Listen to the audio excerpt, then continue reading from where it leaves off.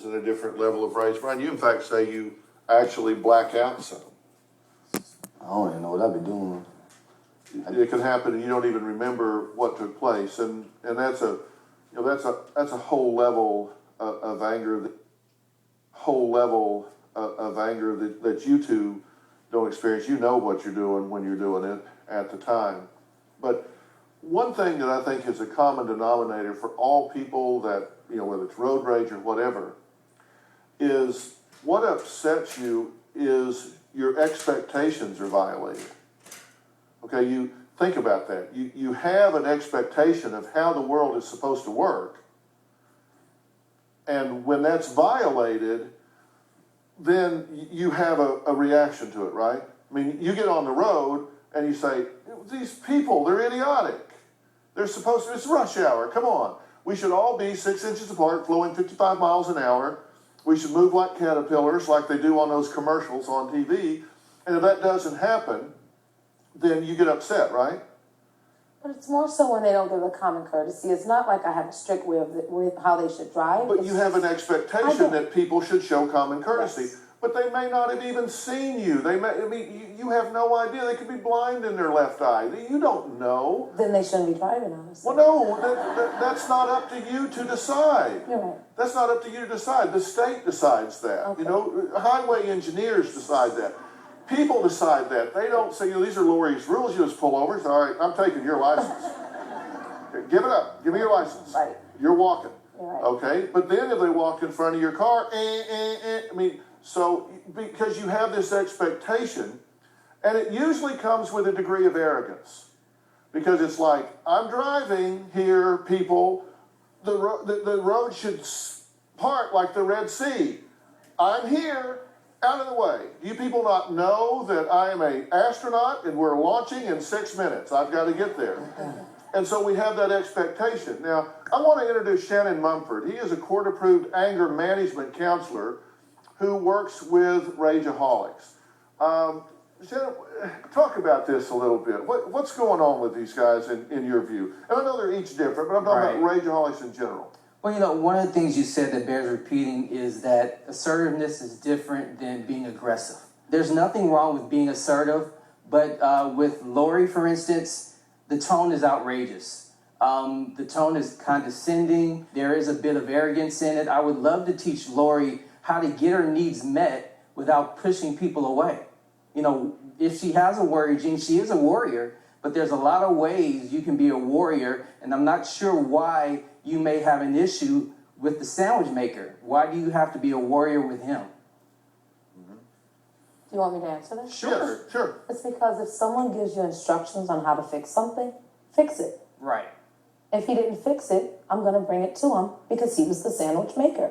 Would you like to understand how to let this individual know how to fix it without putting maybe yourself at risk of being spit on your food, or maybe somebody else at your table at risk? Because there is a way to be assertive without hurting people's feelings, without pushing people away. Yes, I would. Good. Hey, let me ask you something. Have you ever done anything really stupid? I'm sure. Have you ever run a red light? Have you ever cut somebody off? Have you ever done anything like really stupid? Yes, I have. How about you? Never. Yeah. Never. You know you have. I have. I know you're kidding. I hope. The whole idea is a matter of empathy. If you're a real insecure person and you go through the grocery line and the clerk is really rude, they're really slamming your stuff around and they're not taking care of you. If you're real insecure, you're going to personalize that. You're going to feel the need to choose that battle and make a fight right here, right now. By God, you cannot treat me that way, because if you do, it makes me believe what I secretly believe anyway, which is that I don't count. If on the other hand, you're very safe and secure with who you are and somebody does that, you're much more likely to say, wow, they must be having a really bad day. They must be really in a lot of pain. They're not going to be employee of the month today, but I wonder what's gotten them to the point that they're behaving in this way. And that's a whole different. Have you ever taken that approach to I somebody? have. I've asked them. I said, are you okay? Are you having a bad day? And how do they respond? Instantly they change. Yeah. I mean, if you engage them, it's the principle of reciprocity, Shannon. You do get what you give, true? Definitely. When you talk to people in a way that's respectful, their ears open up. So they're hearing what you have to say to them, and you're being genuine about your true emotions. Anger is a secondary emotion. There's frustration, there's pain, there's hurt. When you show aggression and anger, you're not being genuine yourself. When people hear how you really feel, their guard drops down, and they're ready to give you whatever you want. And I'm appealing to your greed here. You will get more cooperation and what you want if you plug into them at an empathetic level. But you got to change your expectations. You got to understand that anger is just an outward manifestation. And you got to engage people with empathy. And if you do, they'll help you.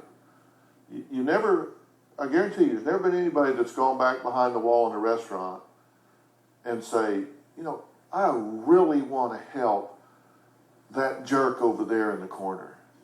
He is so unpleasant. I just want to spend more time over there with him.